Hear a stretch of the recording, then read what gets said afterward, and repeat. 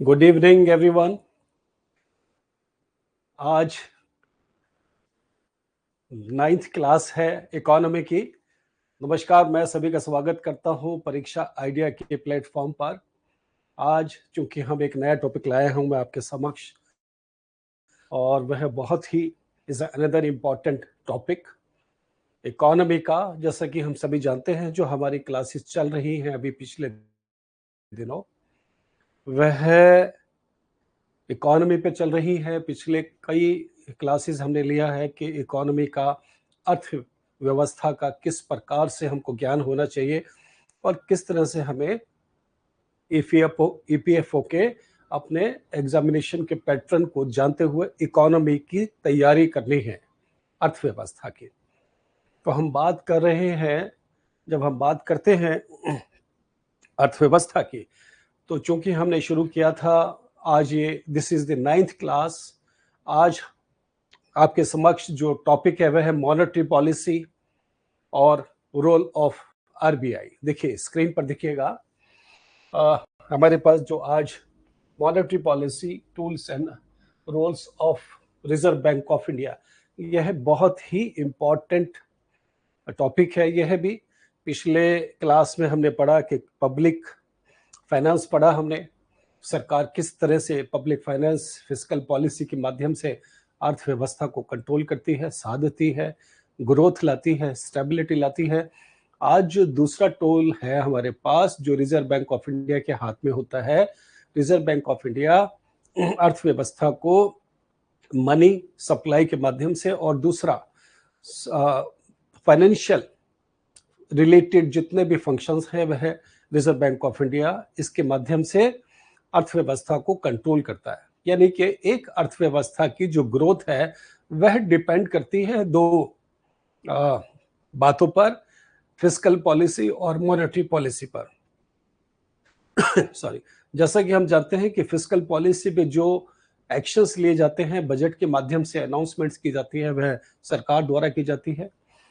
Taxation होता है, expenditure होता है। इसी तरह से अर्थव्यवस्था को कंट्रोल करने के लिए, स्टेबिलिटी, उसकी ग्रोथ के लिए, एम्प्लॉयमेंट के लिए, प्राइस की स्टेबिलिटी के लिए कि महंगाई ना हो, इन्फ्लेशन ना हो, अगर हो ज्यादा या कम तो उसको कंट्रोल करने के लिए रिजर्व बैंक ऑफ इंडिया सामने आता है। रिजर्व बैंक ऑफ इंडिया चूंकि ये केंद्रीय बैंक है भारत वर्ष का, on behalf of the government, Indian government, it is a bank of the bankers।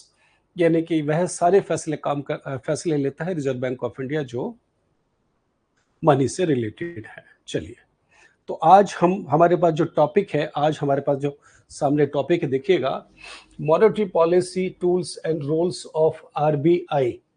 जैसा कि हम सभी जानते हैं कि हम परीक्षा आइडिया के प्लेटफॉर्म से मैं आपको पढ़ा रहा हूं, और जैसा कि मैं अक्सर क्लास में बोलता हूं, नमस्कार, मेरा नाम डॉक्टर दिलीप कुमार उत्तम है और मैं इकोनॉमी को पढ़ाता हूं। और पिछले काफ़ी क्लासेस लेने के बाद जो आज क्लासेस है, this is another important class. तो चलिए चलते हैं क्लास में, समझते हैं कि ये मॉनेटरी पॉलिसी क्या है, रिजर्व बैंक ऑफ इंडिया का रूल क्या है, मॉनेटरी पॉलिसी के टूल्स क्या हैं। हम पहले आगे बढ़ने से पहले ये समझना चाहेंगे कि अब ये रिजर्व बैंक ऑफ इंडिया क्या है। देखिए, रिजर्व बैंक ऑफ इंडिया जो है, अगर हम देखते हैं, जस्ट ए मिनट,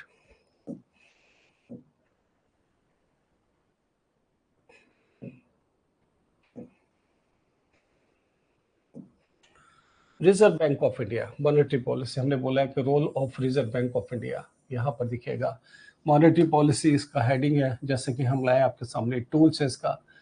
तो monetary policy basically is adopted by the Reserve Bank of India. It is a policy of the Reserve Bank of India. Monetary policy reserve bank जो है वो एक वित्त वर्ष में हर तिमाही में, एवरी क्वार्टरली एक मीटिंग होती है, मॉनेटरी पॉलिसी कमेटी की मीटिंग होती है हर 3 महीने में। तो एक वित्त वर्ष में 4 बार होती है, हर 3 महीने पर 4 बार होती है, और हर 3 महीने की मॉनेटरी पॉलिसी कमेटी के माध्यम से अर्थव्यवस्था के लिए बहुत सारे फैसले लिए जाते हैं कि मनी को किस तरह से मार्केट में सप्लाई करनी है, किस तरह के इन्फ्लेशन है और किस तरह की महंगाई कम या ज़्यादा है उस पर कंट्रोल करने के लिए, और कमर्शियल बैंक्स जो अर्थव्यवस्था में काम करते हैं उन पर भी लगाम लगाने के लिए, उनको भी कंट्रोल करने के लिए मॉनेटरी पॉलिसी कमेटी की फाइंडिंग्स आती हैं। अब तो रिजर्व बैंक ऑफ इंडिया हम सब जानते हैं कस्टोडियन है। किसका कस्टोडियन है? करेंसी का है और भारतीय रुपया का है, एंड कस्टोडियन है फॉरेन एक्सचेंज रिजर्व का कस्टोडियन है।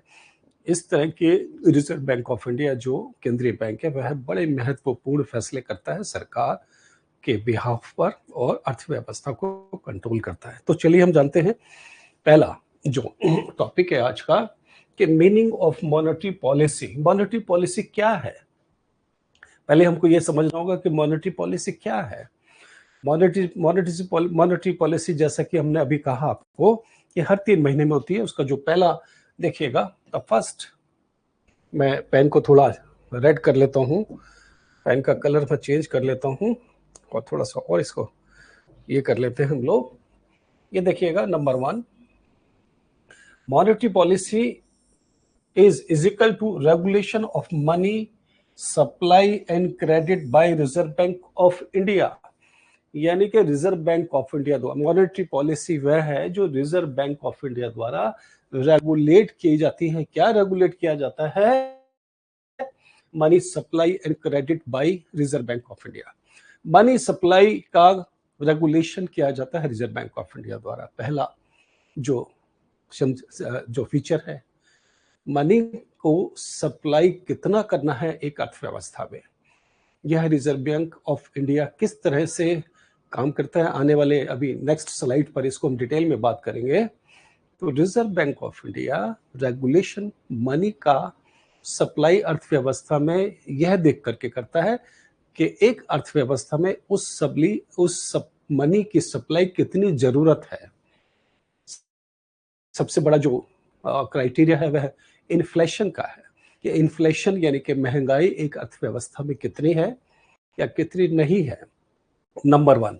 नंबर 2, उसी अनुसार मनी सप्लाई करता है, कंट्रोल करता है मनी को, करेंसी को कंट्रोल करता है reserve Bank of India. Number 2, साथ साथ हमने देखा है कि credit by reserve Bank of India, यानी कि कमर्शियल बैंक्स जो क्रेडिट देते हैं, कमर्शियल बैंक्स जो लोगों को पैसा उधार देते हैं, ज्यादातर जो अर्थव्यवस्था में जो पैसा उधार लिया जाता है वह कमर्शियल बैंक्स द्वारा ही लिया जाता है। जो पैसा रिजर्व बैंक ऑफ इंडिया से के अंतर्गत जो रेगुलेशंस है कमर्शियल बैंक्स पर जो लागू होते हैं, तो कमर्शियल बैंक्स उन रेगुलेशंस के मातहत, अभी कुछ टूल्स आएंगे आगे क्लासेस में, कमर्शियल बैंक्स पैसा अर्थव्यवस्था में उधार देता है। कितना उधार देना चाहिए कमर्शियल बैंक्स को अर्थव्यवस्था में पैसा लोगों को, कितना नहीं देना चाहिए, किस तरह से अर्थव्यवस्था में स्टेबिलिटी बनी रहे, ग्रोथ हो, किस तरह से सारे सेक्टर्स रोजगार बढ़े, किस तरह से सभी सेक्टर्स में से इंडस्ट्रीज बढ़े, इंफ्रास्ट्रक्चर बेहतर हो, सारी चीज करने के लिए कितना पैसा कमर्शियल बैंक्स देते हैं, उन पर भी नजर रखता है रिजर्व बैंक ऑफ इंडिया। यानी कि 2 चीजें निकल के सामने अभी हमारे आई हैं। Number 1, monetary policy committee, monetary policy क्या है? रेगुलेशन ऑफ मनी सप्लाई, यानी कि मनी सप्लाई को रेगुलेट करता है reserve Bank of India, number 1।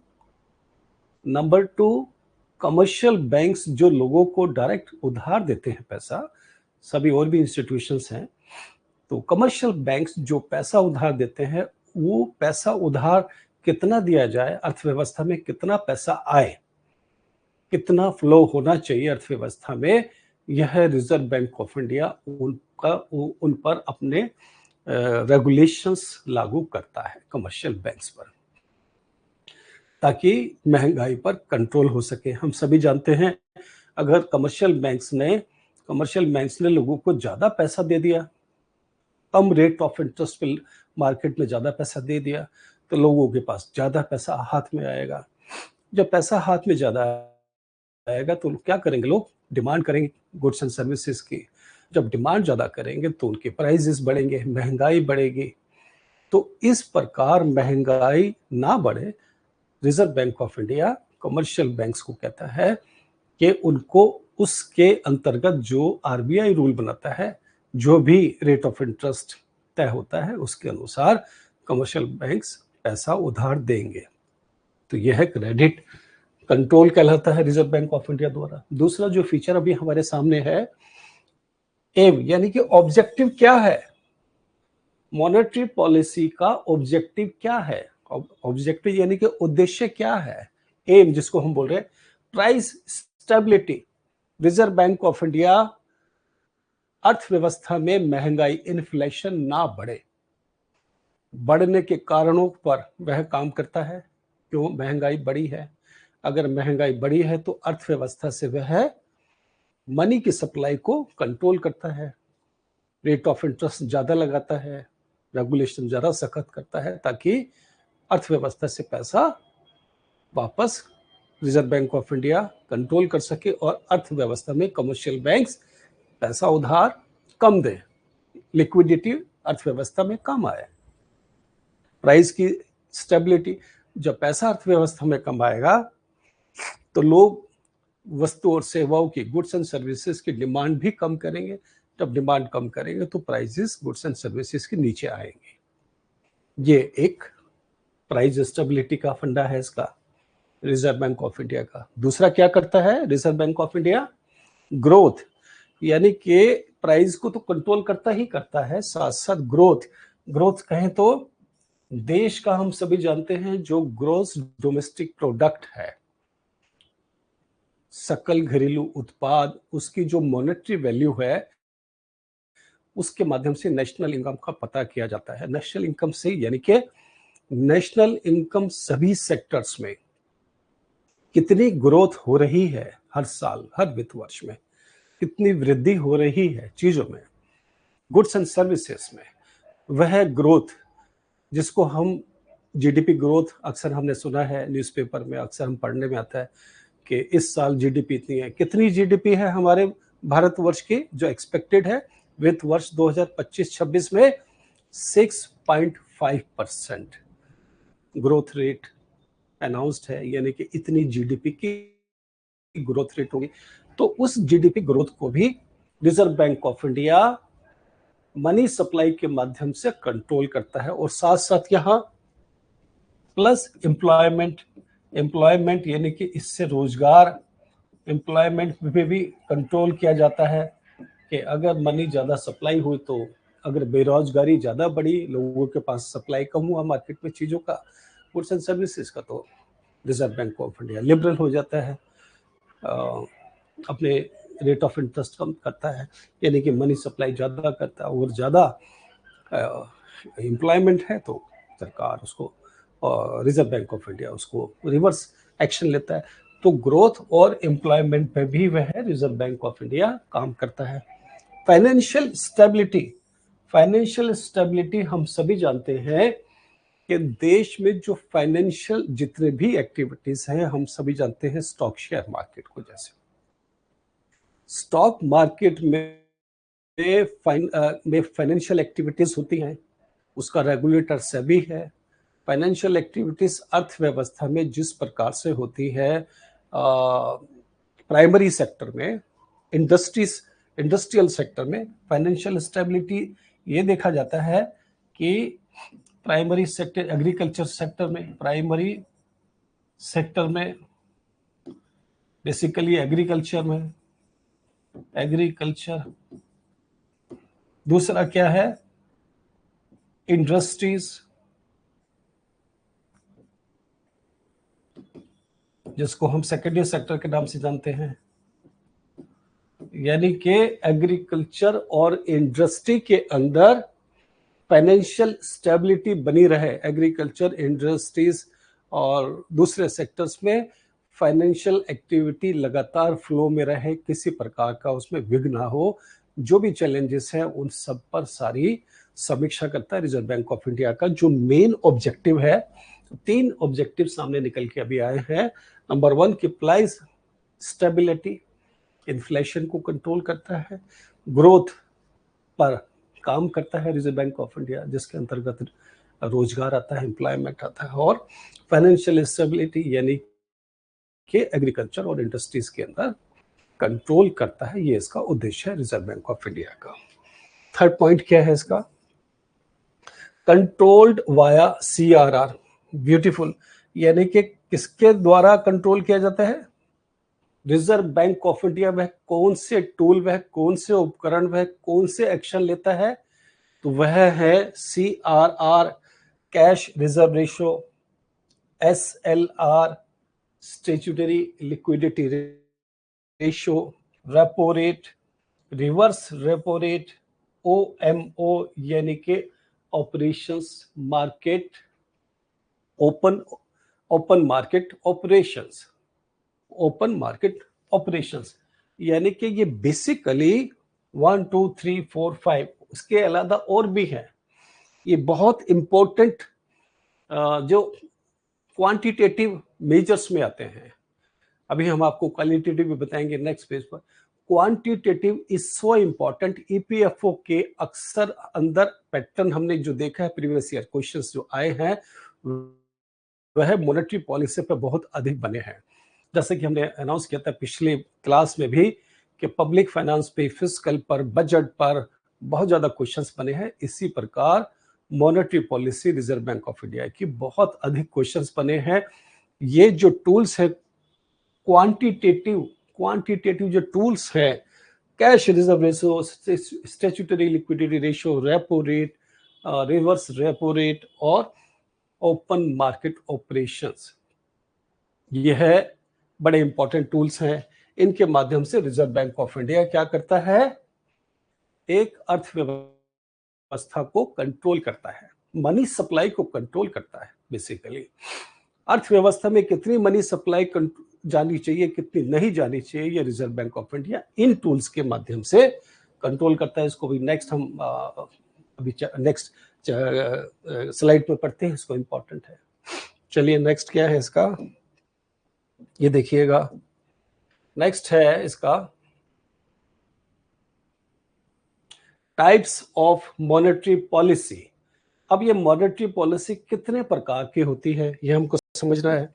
Monetary policy कितने प्रकार की होती है, ये देखिएगा। टाइप्स ऑफ मॉनेटरी पॉलिसी, यानी कि मॉनेटरी पॉलिसी के कितने प्रकार हैं। जैसे कि हमने अभी आपको बताया, एक्सपेंशनरी, देखिएगा एक्सपेंशनरी पॉलिसी होती है एक, दूसरा होता है कॉन्ट्रैक्शनरी पॉलिसी। यह मैंने पिछले क्लास में भी आपको लेक्चर दिया था इस पर हमने। अभी एक्सपेंशनरी पॉलिसी क्या होती है, पहले इसको समझते हैं। एक्सपेंशनरी पॉलिसी बेसिकली जब reserve Bank of India market में मनी सप्लाई अधिक कर देता है और रेट ऑफ इंटरेस्ट कम कर देता है। एक्सपेंशनरी यानी कि अर्थव्यवस्था को एक गति प्रदान करता है ऊंचाई की ओर, एक्सपेंशन करता है अर्थव्यवस्था का। कैसे करता है? मनी सप्लाई को अर्थव्यवस्था में अधिक करता है। कैसे करता है अभी हम बताते हैं आपको। और रेट ऑफ इंटरेस्ट को जो रिजर्व बैंक ऑफ इंडिया देता है उसको कम कर देता है। एक्सपेंशनरी कहलाता है। जैसे इसके फीचर्स अभी हमारे सामने है, देखिए। एक्सपेंशनरी पढ़ेंगे हम। एक्सपेंशन में क्या है? Number 1, used in slow down recession. Very good, used in slow down and recession.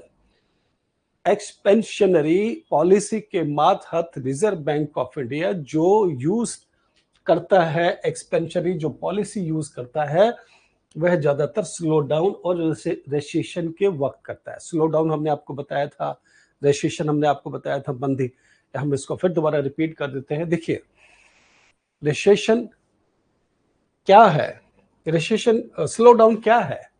Slow down का मतलब ये होता है कि जब अर्थव्यवस्था एक वित्त वर्ष में, मान लीजिए एक वित्त वर्ष में 4 क्वार्टर होते हैं, 3-3 महीने के, हर 3-3 महीने के अंदर सरकार जो है उसको अर्थव्यवस्था का कैलकुलेशन करती है कि कितना ग्रोथ हुआ है, कितना नहीं हुआ। तो एक साल में 4 क्वार्टर हुए, 3-3 महीने के। तो मान लीजिए कि पहला 3 महीने में स्लो डाउन, ₹100 है, हमने एग्जांपल दिया था पिछली बार भी, ₹100 प्रोडक्शन है देश में, सभी सेक्टर्स में। एक देश में सभी सेक्टर्स में मान लीजिए ₹100 आता है एक वित्त एक 3 महीने के अंदर। तो अगले 3 महीने के अंदर वह 105 हो जाता है, 100 से बढ़ के 105 हो गया, यानी कि अभी ग्रोथ रेट बढ़ा, ग्रोथ बढ़ी है। तो एक एग्जांपल से आपको इसको दिखा सकता हूं कि रेसेशन क्या है और ये क्या है। ये देखिएगा, मैं आपको नोटबुक पे ले आता हूं सीधा। ये देखिए, मान लीजिएगा time 1, time 1, time 2, time 3, time 4, यानी कि 3-3 महीने का, 3 महीने, 3 महीने, 3 महीने और 3 महीने, पूरा एक वित्त वर्ष हो गया। मान लीजिए प्रोडक्शन जो है, टोटल टोटल जो जीडीपी है, मान लीजिए वह ₹100 है, मान लीजिएगा। तो 100 यहाँ, यानी कि यहाँ 100 से ये दूसरे क्वार्टर में 105, कितना बढ़ा, ये 5% बढ़ गई है। अब इसके बाद जो है उसका अगली जो तिमाही है वह है जीडीपी कितनी बढ़ी, 108। अब हम देख रहे हैं यहां से इसके बीच में यह 3% है, 3% है, यानी कि पहले तिमाही में बढ़ी 5%, लेकिन 105 की जगह जीडीपी बढ़ रही है, 105 प्रोडक्शन बढ़ रहा है, 105 से ₹105 से 108 आ रहा है अगले क्वार्टर में, लेकिन वह 3% आ रहा है, जबकि पहले क्वार्टर में, फर्स्ट क्वार्टर में कितना आया, 5% आया, और दूसरे क्वार्टर में कितना आया, 3%। यानी कि जीडीपी बढ़ रहा है, हर सेक्टर के अंदर प्रोडक्शन बढ़ रहा है, लेकिन ग्रोथ घट रही है, तो उसको स्लो डाउन बोलते हैं। ये सिचुएशन किसकी है, स्लो डाउन की है। ये सिचुएशन किसकी है, स्लो डाउन की है।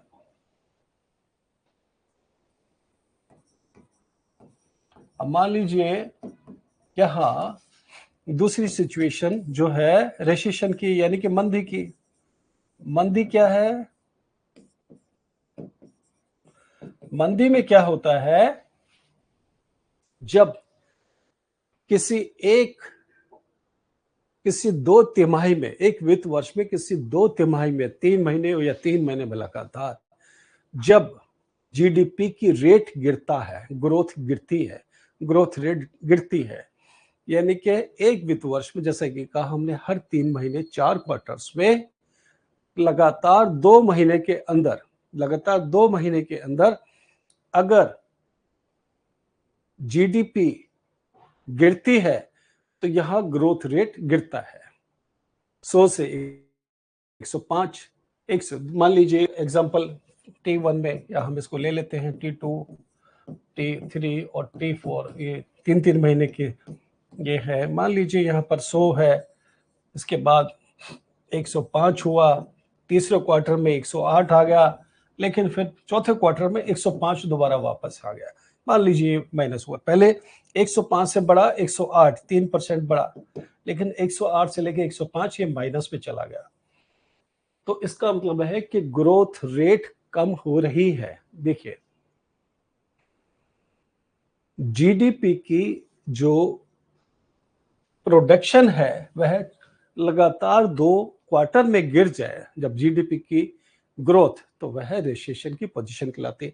तो इसका मतलब क्या हुआ, हम वापस चलते हैं इस पर। तो इसका मतलब ये क्या हुआ, हमने क्या सीखा यहाँ पर कि स्लो डाउन और रेसेशन, स्लो डाउन और रेसेशन की पोजीशन में मॉनेटरी पॉलिसी जो है, जो एक्सपेंशनरी पॉलिसी है रिजर्व बैंक ऑफ इंडिया की, मॉनेटरी पॉलिसी की जो एक्सपेंशनरी के अंतर्गत काम करते हैं, स्लो डाउन की पोजीशन में वह अपनाया जाता है, रिसेशन मंदी की पोजीशन में वह अपनाया जाता है एक्सपेंशनरी। मैं रिपीट कर देता हूं, एक्सपेंशनरी पॉलिसी बहुत इंपॉर्टेंट है। इसके अंतर्गत बहुत ऐसी चीजें अभी आपको देखने को मिलेगी कि आपको लगेगा कि किस तरह से बेहतर अर्थव्यवस्था साधी जाती है रिजर्व बैंक ऑफ इंडिया। दूसरा जो हमने देखा दूसरा है इंक्रीज मनी सप्लाई, यानी कि reserve Bank of India expansionary policy के अंतर्गत क्या करता है, इंक्रीज करता है मनी सप्लाई अर्थव्यवस्था में। Number 3, lowers interest rates boost demands and growth, यानी कि एक्सपेंशनरी ग्रोथ बढ़ाने के लिए, देश के विकास के लिए इंटरेस्ट रेट भी रिजर्व बैंक ऑफ इंडिया कम करता है। कौन सी इंटरेस्ट रेट ऑफ इंटरेस्ट कम करता है?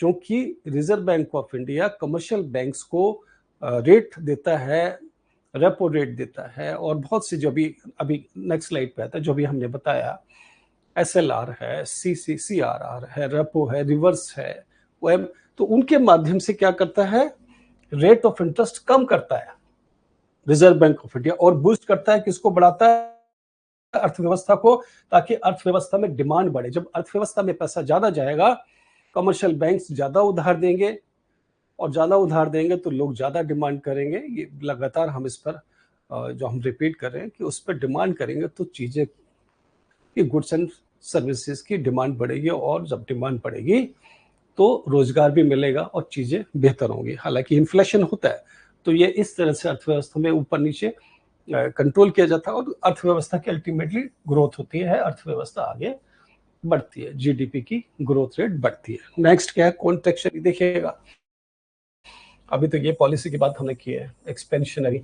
अभी हम बात करते हैं कॉन्ट्रैक्शनरी पॉलिसी। कॉन्ट्रैक्शनरी पॉलिसी क्या है, इसके अंतर्गत क्या होता है? देखिए, यूज्ड ड्यूरिंग हाई इन्फ्लेशन, जब महंगाई बहुत अधिक होती है तो इसको इस्तेमाल किया जाता है। नंबर 1, रिड्यूसेस मनी सप्लाई, अर्थव्यवस्था में मनी को सप्लाई को रोक दिया जाता है। ज्यादा रेट ऑफ इंटरेस्ट लगाता है reserve Bank of India commercial banks के लिए, ताकि पैसा अर्थव्यवस्था में कम जाए। थर्ड क्या है, रेजेस इंटरेस्ट रेट, और इंटरेस्ट रेट को बढ़ा देता है, कंट्रोल करता है प्राइजेस को, यानी कि इन्फ्लेशन को कंट्रोल करता है। यह कौन सा, कॉन्ट्रैक्शनरी पॉलिसी, यानी कि अर्थव्यवस्था में थोड़ा सा रुकावट डालना। एक्सपेंशनरी पॉलिसी एक्सपेंड करता है, कॉन्ट्रैक्शनरी मींस उसको रोकना, थोड़ा कंट्रोल करना। कंट्रोल करने की 4 प्रकार है। अभी नेक्स्ट क्या है हमारा स्लाइड पर, अभी हम बात करेंगे quantitative and qualitative, so important, जो लगातार हम बात कर रहे हैं। क्या है ये, क्वांटिटेटिव एंड क्वालिटेटिव। क्वांटिटेटिव हम देखते हैं पहले, देखियो क्वांटिटेटिव टूल्स क्या है। क्वांटिटेटिव टूल्स से ही ज्यादातर क्वेश्चंस बन रहे हैं। क्वांटिटेटिव टूल्स, जैसा कि हमने आपको कहा, बहुत ज्यादा क्वेश्चंस बन रहे हैं। गत वर्ष में बहुत ज्यादा क्वेश्चंस क्वांटिटेटिव टूल्स के माध्यम से आए। ये इसके अंतर्गत क्या पढ़ा जाता है, रेगुलेट करता है। क्वांटिटेटिव टूल्स क्या करता है, रेगुलेट ओवरऑल पूरी अर्थव्यवस्था में मनी सप्लाई को। टूल्स ऑफ मॉनेटरी पॉलिसी, यानी कि पूरी अर्थव्यवस्था में मनी सप्लाई को कंट्रोल करता है रिजर्व बैंक ऑफ इंडिया द्वारा, जो मॉनेटरी पॉलिसी है। रिजर्व बैंक ऑफ इंडिया क्या करता है, मॉनेटरी पॉलिसी कमिटी के एक्शन से अर्थव्यवस्था में सारे काम करता है। वह कौन कौन से टूल्स इस्तेमाल करता है, वो इस तरह के करता है। ओवरऑल मनी को, सप्लाई को कंट्रोल करती है मॉनेटरी पॉलिसी। दूसरा, इसका नंबर 1 क्या है, quantitative tools number 1। Quantitative tools number 1 very important. देखिएगा, CRR, यानी कि कैश रिजर्व रेशियो। हम जानते हैं, पिछले क्लासेस में भी हमने आपको अनाउंस किया था, कैश रिजर्व रेशियो क्या है, percentage of NDTL to be kept in cash with RBI, यानी कि रिजर्व बैंक ऑफ इंडिया के पास NDTL क्या होता है, net demand time liability. Net demand time liability, अभी ये क्या है मैं आपको अभी बताता हूं। इसमें यह है क्या, NDTL, मैंने पिछली बार कहा था कि नेक्स्ट बार बताऊंगा कि परसेंटेज ऑफ, देखिएगा, percentage of NDTL to be kept in cash, यानी कि कमर्शियल बैंक्स द्वारा अपनी NDTL, net demand time liabilities, जो जमाए होती हैं ग्राहकों द्वारा, वह रिजर्व बैंक ऑफ इंडिया के पास रखी जाती है। तो CRR कैश रिजर्व रेशियो में reserve Bank of India percentage कुछ प्रतिशत अनाउंस करता है, तो उस प्रतिशत को कंसिडर करते हुए कमर्शियल बैंक्स अपनी एनडीटीएल की टोटल कुल जमा का, जो एनडीटीएल है शुद्ध, अभी मैं आपको इसको बताता हूं, एनडीटीएल शुद्ध, उसमें से जो रिजर्व बैंक ऑफ इंडिया ने परसेंटेज अनाउंस की है, उसका उतना परसेंट वह रिजर्व बैंक ऑफ इंडिया के पास रखता है। यानी कि कमर्शियल बैंक्स अपने एनडीटीएल का कुछ परसेंटेज जो रिजर्व बैंक ऑफ इंडिया द्वारा दिया जाता है, वह percentage reserve Bank of India के पास रखा जाता है कमर्शियल बैंक्स द्वारा। यह है ये एनडीटीएल टू बी। इसको मैं आपको थोड़ा सा जल्दी इसको एक्सप्लेन कर दूं कि ये एनडीटीएल क्या है। देखिएगा, एनडीटीएल मैं इसको यहां बना देता हूं। एनडीटीएल को अगर हम टर्म को देखते हैं, एनडीटीएल, इससे क्या बनता है देखिएगा। एनडीटीएल कहे तो देखिए, मैं इसको यहां बता देता हूं। एनडीटीएल जो है, देखिए एन से बनता है, देखिएगा N stand for net,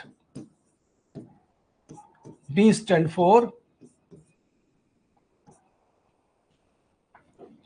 deposit,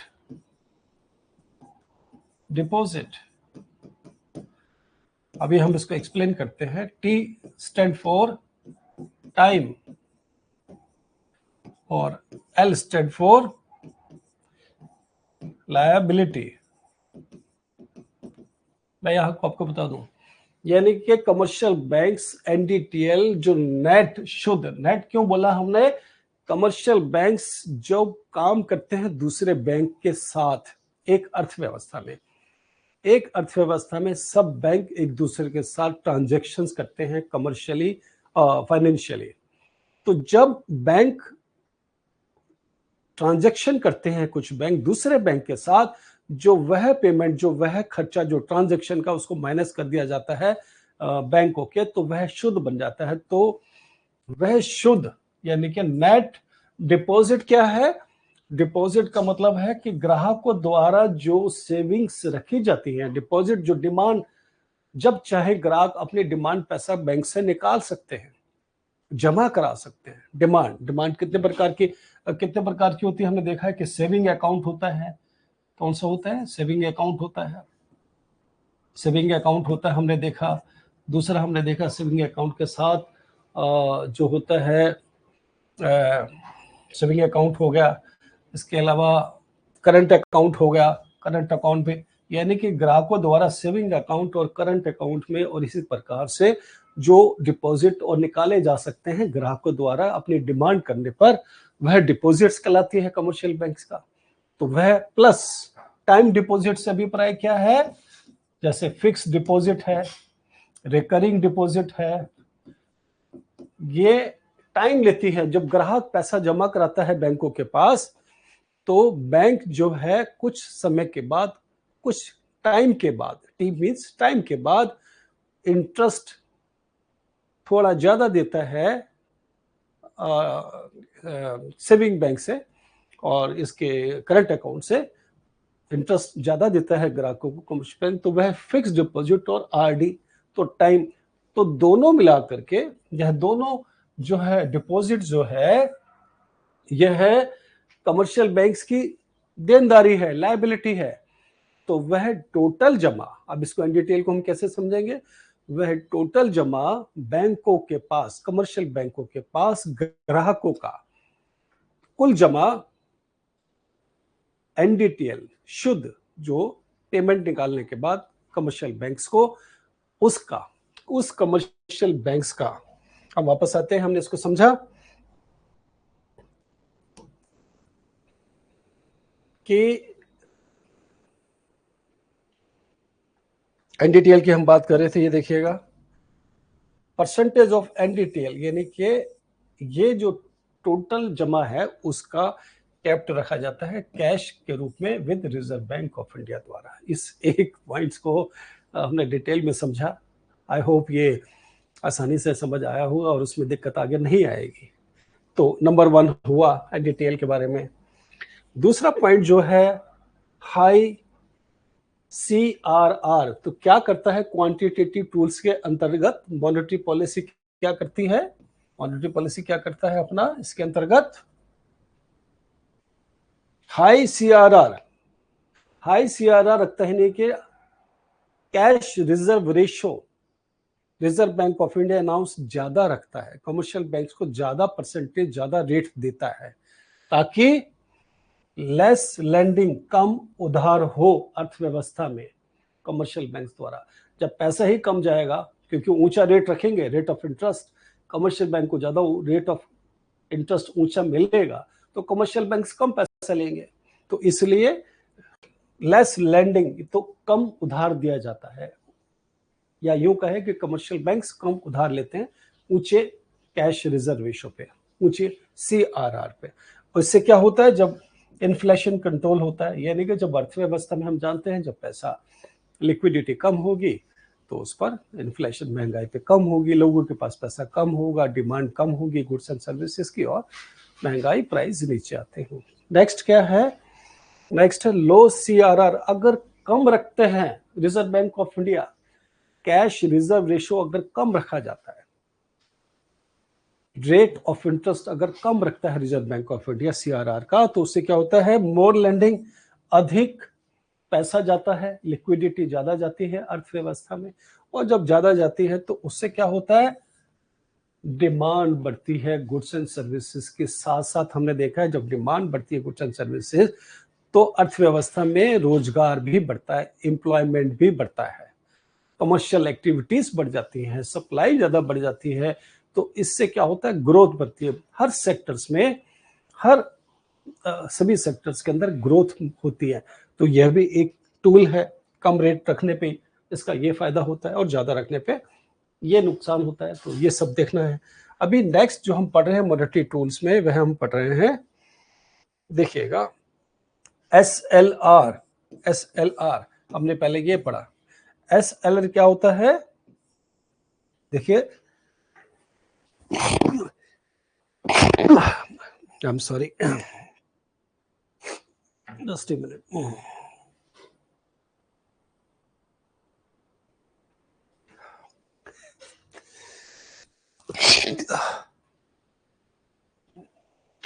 I am sorry,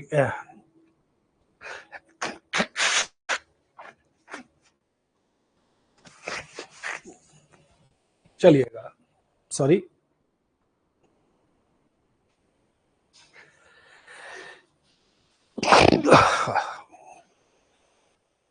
चलिए वापस आते हैं, मैं फैन थोड़ा बंद कर देता हूँ।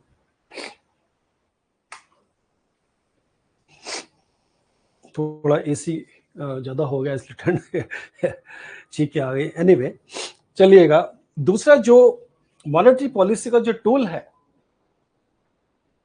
कंट्रोल करने का लिक्विडिटी को अर्थव्यवस्था में, वह क्या है SLR, statutory liquidity ratio.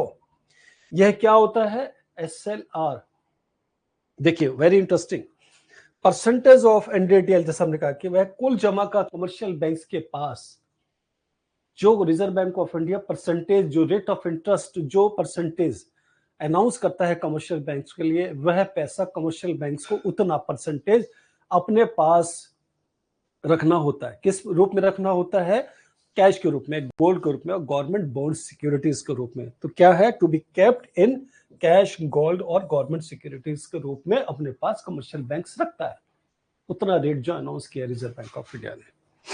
Next क्या है, ensures bank stability and credit control, और साथ साथ यह जब सब लागू कर रहा होता है रिजर्व बैंक तो यह भी ध्यान रखता है, इस पर भी मंथन किया जाता है रिजर्व बैंक ऑफ इंडिया द्वारा कि कमर्शियल बैंक्स की स्टेबिलिटी अर्थव्यवस्था में बनी रहे, ग्रोथ हो उनकी भी, कोई कमर्शियल बैंक्स को कोई ऐसी एक्टिविटी ना करे जोखिम वाली जिससे ग्राहकों को नुकसान हो। तो इस सब पर रिजर्व बैंक ऑफ इंडिया की monetary policy committee, monetary policy के अंतर्गत काम किया जाता है। नेक्स्ट जो हमारे पास अभी स्लाइड है tools of monetary policy, repo and reverse repo rates. अभी हमने दो बताया आपको। अभी जो है थर्ड की बात हम करते हैं। थर्ड क्या है? Repo rate. रेपो रेट क्या होता है हम सभी जानते हैं, ये अक्सर न्यूज़पेपर में सुनने को आता है। क्या है? वह rate at which banks borrow from Reserve Bank of India से। रिजर्व बैंक ऑफ इंडिया से कमर्शियल बैंक शॉर्ट टर्म के लिए, थोड़े समय के लिए क्या करते हैं? रिजर्व बैंक ऑफ इंडिया से पैसा उधार लेते हैं ताकि अपनी जरूरतें पूरी कर सके शॉर्ट टर्म के लिए। और वह उसके के एवज में क्या करता है commercial banks? Government securities reserve Bank of India के पास रखता है। यानी कि वह रेट ऑफ रेपो रेट है जो कमर्शियल बैंक्स लेता है रिजर्व बैंक ऑफ इंडिया से, जिस रेट पर, तो वह rate reserve Bank of India announce करता है। रेट कितना परसेंटेज देगा कमर्शियल बैंक्स को, उसके अनुसार वह कमर्शियल बैंक्स पैसा लेता है। हाई रेपो रेट, इसमें मॉनेटरी पॉलिसी वाले क्या करते हैं? मॉनेटरी पॉलिसी के अंदर क्या होता है? हाई रेपो रेट रखने से क्या होगा? ज्यादा अगर रेपो रेट रखा जाएगा, कमर्शियल बैंक को अधिक ऊंचा रेट ऑफ इंटरेस्ट दिया जाएगा, तो उससे क्या होगा? कॉस्टली होगा। तो कमर्शियल बैंक क्या करेंगे? पैसा कम उधार लेंगे रिजर्व बैंक ऑफ इंडिया से, ज्यादा महंगा पड़ेगा कमर्शियल बैंक्स को। और फिर क्या है? कमर्शियल बैंक्स के पास जब पैसा कम होगा तो वह ग्राहक को भी पैसा कम देंगे, अर्थव्यवस्था में पैसा कम आएगा। और जब पैसा कम आएगा तो लोग डिमांड कम करेंगे गुड्स एंड सर्विसेज की, और महंगाई, इन्फ्लेशन पे कंट्रोल हो सकेगा। This is the way. Now next क्या है? अगर low rate of interest repo rate के अंतर्गत रखा, कम रेपो रेट रखा गया रिजर्व बैंक ऑफ इंडिया द्वारा कमर्शियल बैंक्स के लिए, तो उससे क्या असर होगा? चीप बोरिंग की, कमर्शियल बैंक ज्यादा पैसा लेंगे, रेट ऑफ इंटरेस्ट कम मिलेगा तो रेपो रेट के अंतर्गत, तो ज्यादा पैसा लेंगे, चीप बोरिंग्स होगी, ज्यादा लेंगे तो मोर क्रेडिट, ज्यादा उधार देंगे कमर्शियल बैंक्स लोगों को, और जब ज्यादा उधार देंगे तो अर्थव्यवस्था में एक्टिविटीज बढ़ेगी, रोजगार बढ़ेगा, कमर्शियल एक्टिविटीज ज्यादा बढ़ेगी, हर सेक्टर्स के अंदर ग्रोथ होगी, तो उससे ग्रोथ भी हो जाती है। अभी जो नेक्स्ट है, चौथा जो हथियार है, जो टूल है मॉनेटरी पॉलिसी कमेटी का, वह है रिवर्स रेपो रेट है। ये रिवर्स रेपो रेट क्या है? इसके उलट है।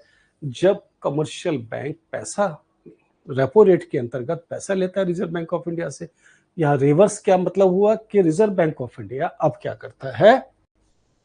Rate at which banks deposit surplus with reserve Bank of India के पास, यानी कि कमर्शियल बैंक्स के बाद जो सरप्लस मनी होती है, अपने सारा लाभ लेने के बाद जो सरप्लस मनी है वह रिजर्व बैंक ऑफ इंडिया को देता है।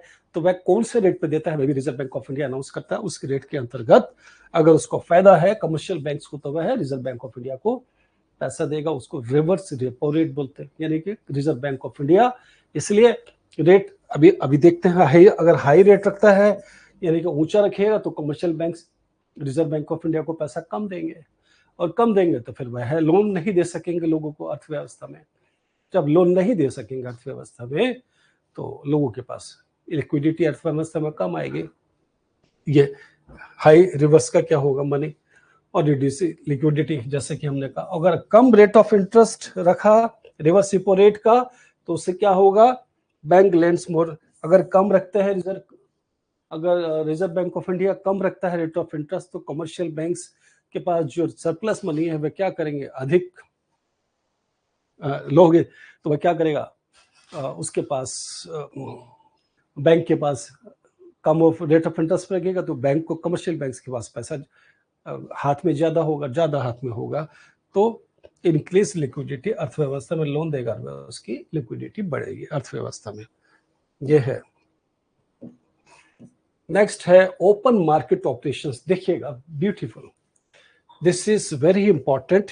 ये क्या है?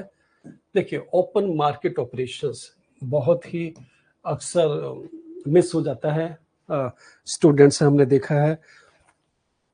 ओपन मार्केट ऑपरेशंस को अगर हम ध्यान से पढ़ें तो इसका देखिएगा, इसकी क्या इंपॉर्टेंट फीचर्स हैं। Number 1, buying and selling of government securities by reserve Bank of India. हम सभी जानते हैं reserve Bank of India is working on behalf of all financial activities is being carried out by Reserve Bank of India on behalf of the government. सरकार के behalf पर ही Reserve Bank of India bank काम करता है, जो बैंकों का बैंकर है काम करता है। तो वह क्या करता है, सिक्योरिटीज, गवर्नमेंट सिक्योरिटीज, सरकार जो उधार लेती है, लोन लेती है, अर्थव्यवस्था को कंट्रोल करने में, फिस्कल पॉलिसी के जो हमने पढ़ा था, सरकार क्या करती है अर्थव्यवस्था में, उसको लगता है कि लिक्विडिटी कम करनी चाहिए, ज्यादा करनी चाहिए, तो क्या करते हैं, रिजर्व बैंक ऑफ इंडिया के माध्यम से बॉन्ड जारी करता है। जो बॉन्ड जारी होते हैं, सिक्योरिटीज जारी होती है, अभी देखते हैं कि ज्यादा रेट ऑफ इंटरेस्ट होगा कितना और कम होगा तो कितना, इसकी क्या वजह, तो उससे क्या होता है कि बाई एंड सेल होती है ओपन मार्केट में, यानी कि कमर्शियल बैंक्स उसको, फाइनेंशियल इंस्टीट्यूशंस उस सिक्योरिटीज को, बॉन्ड्स को खरीदते हैं और रिजर्व बैंक ऑफ इंडिया खरीदता है उसको या बेचता है सिर्फ लिक्विडिटी को कंट्रोल करने के लिए अर्थव्यवस्था में।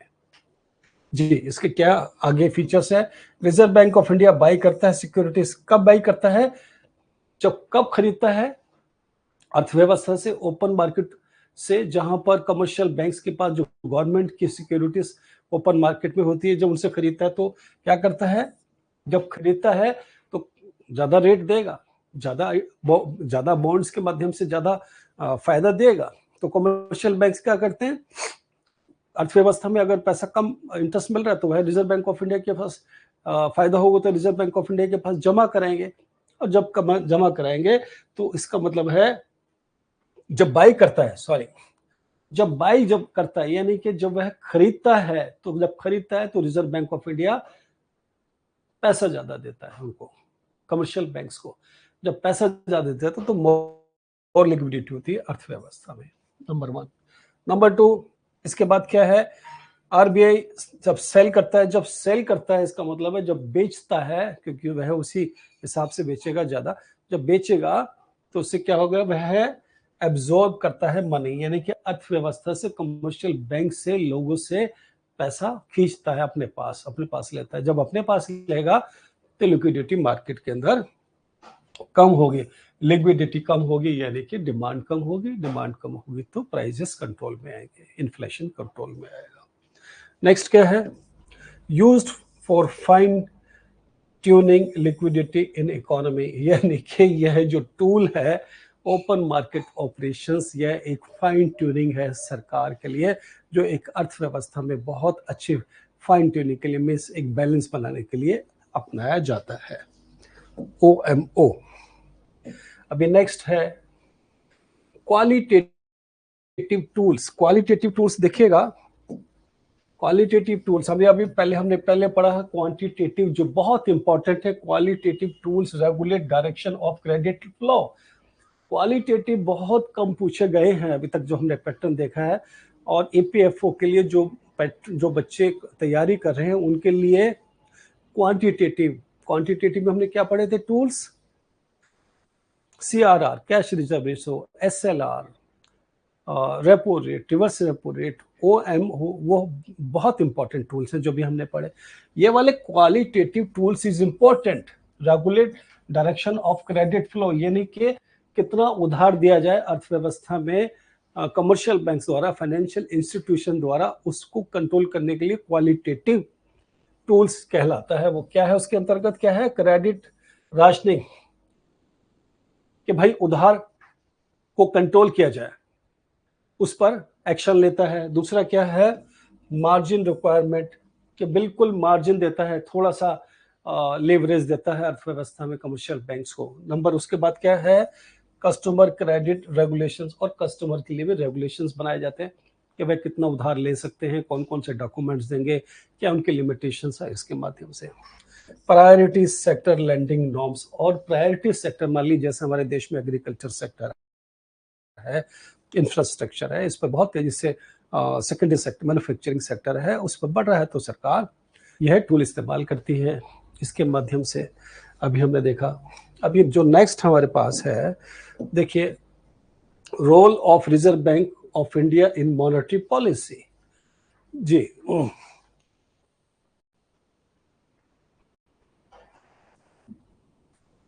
रोल ऑफ रोल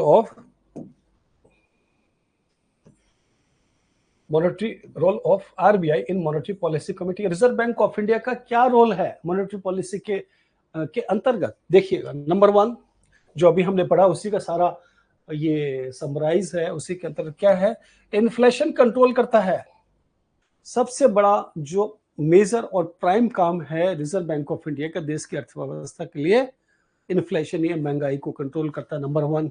उसमें क्या करता है? बैलेंस बनाता है ग्रोथ एंड प्राइस स्टेबिलिटी की। देश की अर्थव्यवस्था भी बनी रहे, अर्थव्यवस्था ग्रोथ हो इसलिए हो तो वह लिक्विडिटी बढ़ा देता है। जब बढ़ा देता है मार्केट के अंदर रिजर्व बैंक ऑफ इंडिया अपने रेट्स के माध्यम से, तो लिक्विडिटी ज्यादा आ जाती है तो रोजगार भी ज्यादा मिलता है, तो इससे क्या होता है? एक्टिविटीज बढ़ती है, कमर्शियल एक्टिविटीज, सभी सेक्टर में ग्रोथ होता है और प्राइस स्टेबिलिटी रुकती है और प्राइस भी स्टेबल होते हैं। ये इन्फ्लेशन कंट्रोल दोनों तरह से किया जाता है। नेक्स्ट क्या है? Monetary policy stability. स्टेबिलिटी ये क्या करता है? मॉनेटरी स्टेबिलिटी, पैसे की स्थिरता बनी रहे अर्थव्यवस्था के लिए क्या करता है? Adequate money supply in system के अंदर, यानी कि अर्थव्यवस्था के अंदर पूरी उचित कितनी जरूरी है उतनी सप्लाई वह कंट्रोल करता है। मैं अभी हमारे पास समय है तो मैं आपको एक इस पर ये एक चार्ट बना के दिखाऊंगा, एक डेटा कुछ लाइंस दूंगा जो बहुत इंपॉर्टेंट है इसके बाद। चलिए नेक्स्ट, क्रेडिट रेगुलेशन, यानी कि अर्थव्यवस्था में किस प्रकार उधार की व्यवस्था हो, कमर्शियल बैंक्स कितना उधार दे, ग्राहक कितना ले, उस पर भी रेगुलेशन करता है। इंश्योर प्रोडक्टिविटी क्रेडिट फ्लो, और रिजर्व बैंक ऑफ इंडिया ये इंश्योर करता है कि प्राइमरी सेक्टर में, इंडस्ट्री सेक्टर में, दूसरे जरूरी सेक्टर में जहां प्रोडक्शन होता है गुड्स एंड सर्विसेज का, वह बैलेंस बना रहे, क्रेडिट वहां पे उधार का सिस्टम बना रहे, उसको भी reserve Bank of India action लेता है मॉनेटरी पॉलिसी के अंतर्गत। नेक्स्ट क्या है? फाइनेंशियल स्टेबिलिटी बना, यानी कि फाइनेंशियल स्टेबिलिटी से जैसे हम जानते हैं कि स्टॉक मार्केट है, शेयर मार्केट है, वहां पर फाइनेंस की कोई दिक्कत ना हो, कमर्शियल एक्टिविटीज बनी रहे, ट्रांजेक्शन्स बनी रहे, फाइनेंशियल ट्रांजेक्शन बनी रहे, वह भी काम करते हैं। यानी मनी मार्केट बैंकिंग है और फाइनेंशियल कैपिटल मार्केट, इस तरह का money market and capital market को कंट्रोल भी करता है reserve Bank of India. Safe guard banking system sector को और बैंकिंग सिस्टम को मजबूत बनाता है कि वह कितना स्टॉक शेयर कैपिटल मार्केट और मनी शेयर कैपिटल मार्केट के साथ मिलकर काम करता है। नेक्स्ट क्या है? लिक्विडिटी मैनेजमेंट, और अर्थव्यवस्था में कितनी लिक्विडिटी जाएगी, ऑफ कोर्स उसका वह प्रबंधन करता है रिजर्व बैंक ऑफ इंडिया, जिसके अंतर्गत क्या एडजस्ट करता है? Cash CRR, cash reserve ratio, SLR, statutory liquidity ratio, repo rate, reverse repo rate, OMO इस पर कंट्रोल करता है। ये सारी चीजें कंट्रोल करता है। डिमांड एंड सप्लाई की मनी की कंट्रोल करता है, ये जैसा कि अभी हमने पढ़ा सारा। देखिए अब ये स्लाइड खत्म हो गई है, मैं आपको एक इम्पोर्टेंट चीज देने वाला हूँ नेक्स्ट इस पर पेज पर, वेरी इंपॉर्टेंट। अभी चूंकि हमने काफी कई क्लासेस में हम ये चीज पढ़ चुके हैं, आने वाले हर इंपॉर्टेंट टॉपिक में ला रहा हूँ आपके लिए, ताकि आप उसी के अनुसार अपनी तैयारी करें और चीजों को समझें। अभी मैं आपको एक मेजर्स ऑफ मनी सप्लाई, यानी कि monetary policy, reserve Bank of India एक अर्थव्यवस्था में एक आदर्श सिचुएशन क्या है कि मनी सप्लाई हो, यानी कि what is the ideal situation when Reserve Bank of India take actions कि how much money should be put in the economy, कितना उसको लिक्विडिटी को डाला जाए, व्हाट आर द मेजर्स। तो हम इसको कह सकते हैं, इसको मापने के तरीके हैं, यानी कि लिक्विडिटी, मैं यहां लिख देता हूं कि लिक्विडिटी मार्केट में, इसको हम इस प्रकार लिखेंगे कि लिक्विडिटी कहे तो मनी, लिक्विडिटी, इसको मैं यहां लिख देता हूं मनी मार्केट में, सॉरी इकोनॉमी में, नॉट मार्केट में, इकोनॉमी में, एक अर्थव्यवस्था में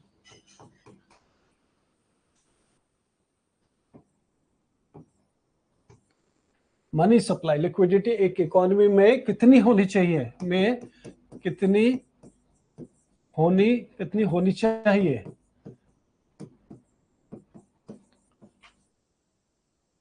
कितनी होनी चाहिए, यानी कि what is the ideal situation, यानी कि मनी सप्लाई कितनी होनी चाहिए, रिजर्व बैंक ऑफ इंडिया कैसे पता लगाएगा। तो उसके पास कुछ मेजर्स है, 4 प्रकार से वह पता लगा सकता है। देखिए हम इसको, मैं थोड़ा सा उसको, नंबर 1 M1 मनी वन, इसको हम मनी वन के नाम से जानते हैं। अभी इसको हम एक्सप्लेन करेंगे। नंबर 2, चलिए मैं इसको बताता हूँ M1 क्या है। ये 4 M1 M2 M3 M4 4 measures हैं जिसके माध्यम से M1 के अंदर कौन कौन से एलिमेंट्स आते हैं, कौन कौन सी चीजें आती है, उसको मैं भी आपको स्क्रीन पे बताता हूँ। इसके साथ आता है C means currency, plus DD demand deposit, plus, देखिए मैं उसको रिपीट करता हूं, अदर डिपॉजिट्स विद RBI, यानी कि M स्टैंड फॉर क्या है, currency, C for currency, DD means demand deposit, currency मतलब एक अर्थव्यवस्था में कितनी करेंसी है, वह कितनी करेंसी है, plus demand deposit, commercial banks में कितना डिपॉजिट है, डिमांड डिपॉजिट जो लोग डिमांड करते हैं, जमा कराते हैं और निकाल लेते हैं डिमांड पर, उसको DD बोलते हैं। करेंसी एक अर्थव्यवस्था में कितनी है, प्लस डिमांड डिपॉजिट बैंकों में जमा कितना है ग्राहकों का डिमांड के अनुसार, प्लस अदर डिपॉजिट, उसके अलावा और दूसरे deposit with reserve Bank of India के पास, जो वह M1 सिचुएशन कहलाता है। यह एक, चलिए ब्रॉड मनी है, नैरो मनी है, ये this is called narrow money, narrow money कहलाती है, इसका नाम है। Number 2 M2 situation, M2 situation में क्या है, is equal to M1 plus, ये M1 का जितने भी चीजें हैं वह M1 यहां नीचे आ जाता है, प्लस उसके अंदर क्या जुड़ जाता है, savings of the post offices, savings of the post offices. हम सभी जानते हैं कि पोस्ट ऑफिसेस में लोग पैसा जमा कराते हैं, बहुत सारी स्कीम्स हैं, यानी कि M1 सिचुएशन मतलब है जहां करेंसी, डिमांड ड्राफ्ट और demand deposit, other deposit reserve Bank of India एक अर्थव्यवस्था में है। और M2 क्या कहलाती है, M1 प्लस सेविंग्स ऑफ, यानी कि पोस्ट ऑफिस के अंदर जितने भी सेविंग्स हैं उनको भी जोड़ लिया जाता है M1 में। तो वह कौन सी सिचुएशन कहलाती है, M2। M3 क्या होती है, हम थोड़ा इसको स्क्रीन पर ऊपर ले जाते हैं, देखिएगा।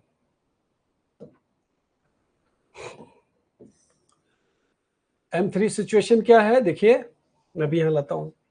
M3 सिचुएशन क्या है,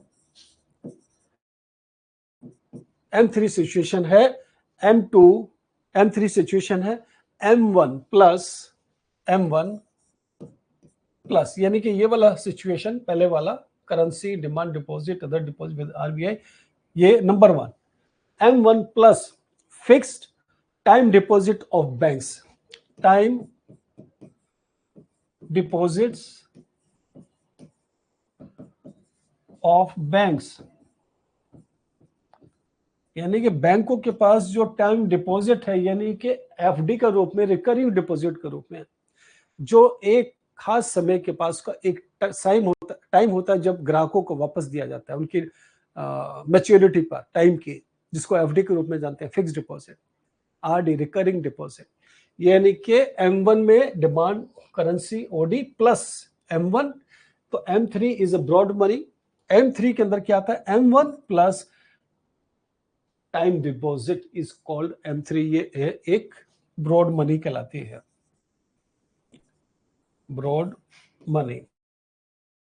अभी हम आपको बताएंगे आइडियल सिचुएशन क्या है। Number 4 M4। ये M4 क्या है? M4 के अंतर्गत आता है ये वाला M3, यानी कि ये M1 और टाइम डिपॉजिट M3 यहां आ गया, प्लस देखिए very important, total deposits of post offices, total ये वाला टोटल डिपॉजिट्स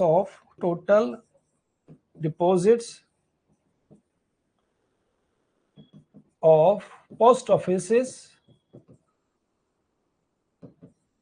माइनस, यहां माइनस है, इसको देखिएगा माइनस, वेरी इंपॉर्टेंट, इसके अंदर जो माइनस होगा वह होगा एक्सक्लूडिंग नेशनल सेविंग सर्टिफिकेट्स। क्या होगा? National saving certificates. हम सभी जानते हैं कि लोग अपना नेशनल सेविंग में भी पैसा रखते हैं, ये एक्सक्लूड है, एक्सक्लूडिंग इसमें से। तो ये हमने देखा 4 सिचुएशन हमने देखी। अब मैं इसको और थोड़ा स्क्रीन पे ले आता हूं। ये हमने 4 सिचुएशन देखी। तो इसके अंदर जो आइडियल सिचुएशन है वह है M3 है। M3 के अंतर्गत जहां M1 currency demand deposit, other deposit reserve Bank of India, plus time deposit of banks, जब FD भी जमा होती है तो M3 is the right ideal situation. तो आइडियल सिचुएशन क्या निकल के आया अभी हमारे सामने? आइडियल सिचुएशन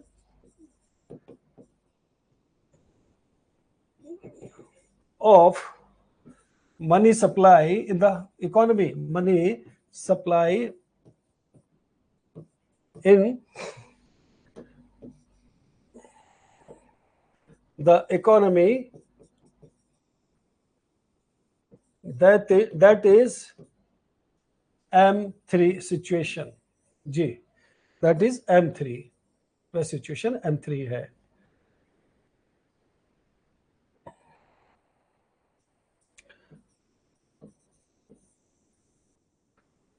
जी, तो अभी हमने देखिए देखा, हमने पढ़ा, वेरी इंटरेस्टिंग टॉपिक, आज हमने इसको भी कवर किया। और मैं आपके पास फिर कल एक नया और इसी तरह से एक इम्पॉर्टेंट टॉपिक्स फिर लाता हूं आपके समक्ष। और ये पिछले जितने भी टॉपिक हैं, मैं आपसे सभी को यह एक एडवाइस करता हूं कि जितने भी क्लासेस हुई हैं पिछले दिनों, उन पर काम किया जाए। अगर जो टाइम पर नहीं है सामने तो उसका वीडियो देखा जाए।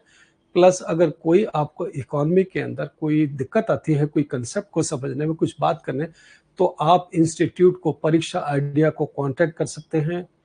उनके माध्यम से मैं आपको क्लैरिफिकेशन दे सकता हूं, अपनी बात को, आपकी बात को समझने के बाद उसको मैं आपका कंसेप्ट क्लियर कर सकता हूं। और 1-on-1 भी इंटरेक्शन हो सकता है। मुखर्जी नगर में ऑफिस आप आके हमसे पूछ सकते हैं। तो इस प्रकार हमने आज अपनी 9th क्लास पूरी की, जो बहुत ही इंपॉर्टेंट टॉपिक के साथ हम आज फिर आपसे विदा लेते हैं। तो नमस्कार, मैं मिलता हूं आपके पास फिर एक इंपॉर्टेंट टॉपिक के साथ इकोनॉमी के नेक्स्ट क्लास में। तब तक नमस्कार।